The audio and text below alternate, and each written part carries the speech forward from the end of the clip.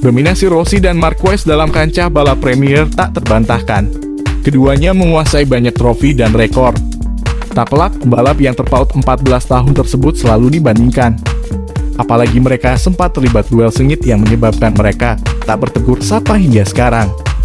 Spelota mengingatkan bahwa keduanya berada dalam situasi berbeda, jadi adil kalau mengatakan Rossi lebih baik daripada rider Spanyol itu.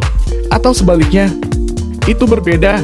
Valentino berganti tim berkali-kali dari Honda ke Yamaha, dari Yamaha ke Ducati, dari Ducati ke Yamaha, karena dia memutuskan bahwa itu peluang terbaik baginya dari sisi tim. Sedangkan Mark dipaksa berada dalam kondisi buruk karena dia mengalami kecelakaan di Manapuli tahun lalu. Kemudian, dia mengalami diplopia akibat insiden lain. Itu tak bisa dibandingkan. Valentino tidak mungkin balapan sampai berusia 60 tahun. Di dunia olahraga, usia penting atau tidak tergantung pada apa yang Anda lakukan.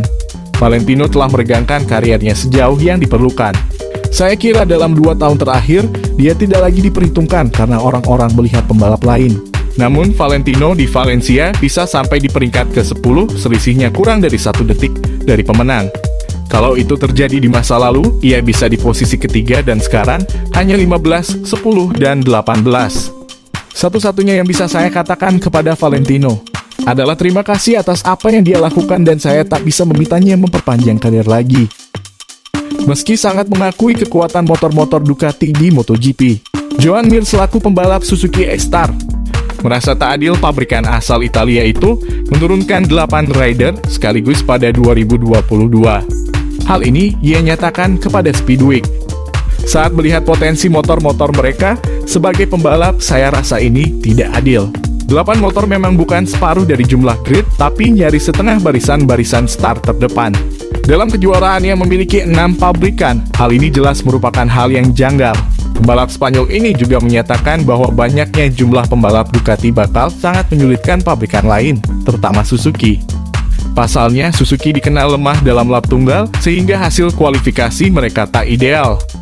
Apalagi tenaga mesin dan top speed mereka masih belum setinggi Ducati. Kualifikasi bakal jadi sesi yang makin kritis bagi kami. Tak hanya makin sulit menang, melainkan juga makin sulit menjalani sesi kualifikasi 2. Aksi salib juga sudah jadi bagian terburuk tahun lalu. Saat menyalip Ducati, ban depan saya jadi kelewat panas. Motor kami jadi terkesan buruk jika dilihat dari sudut pandang hasil. Namun hal ini juga jadi kesempatan bagi Mir untuk mendorong Suzuki memperbaiki performa GSX-RR. Potensi Ducati sangat mengagumkan, tapi bakal sangat sulit bagi kami jika kami tidak memperbaiki diri. Saya pun mencemaskan hal ini. Apalagi Aprilia juga mengalami kemajuan besar, pungkasnya. Francesco Guidotti menutup kemungkinan Marc Marquez pindah ke KTM. Di tengah rumor kalau Honda Racing mulai mencari darah muda untuk memperkuat tim MotoGP dalam jangka panjang. Seiring dengan belum kembalinya sentuhan brilian Marquez, Honda dikabarkan tengah mengincar 2 juara dunia MotoGP baru, yaitu Fabio Quartararo dan Joan Mir. Situasi tersebut bisa dimanfaatkan tim lain yang menginginkan The Baby Alien. Namun skuad tersebut bukan KTM. Honda sangat hebat memagari Marquez selama 4 tahun. Anda tidak bisa membuat rencana dalam jangka sangat panjang dalam MotoGP sekarang. Padahal, Marc Marquez dan Raul Fernandez digadang-gadang sebagai duet maut di masa mendatang. Kedua pembalap beda generasi itu punya skill dan daya juang jempolan. Prestasi mereka tidak bisa dinilai.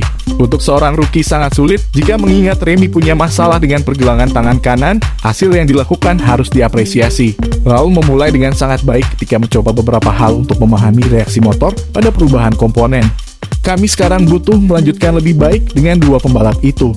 Guidotti menutup peluang Pedro Acosta promosi ke MotoGP musim 2023. Dia ingin pembalap belia itu matang di Moto2. Terlalu dini bicara Acosta ke MotoGP. Dia akan tampil baik di Moto2 sudah diperlihatkan dalam tes. Tapi, membawanya ke MotoGP terlalu cepat sangat berisiko. Saya mengandalkan para pembalap yang dimiliki sekarang hingga musim 2023. Itu tadi informasi tentang MotoGP pada kali ini. Jika kalian menyukai informasi mengenai MotoGP, jangan lupa like, komen, dan subscribe channel ini.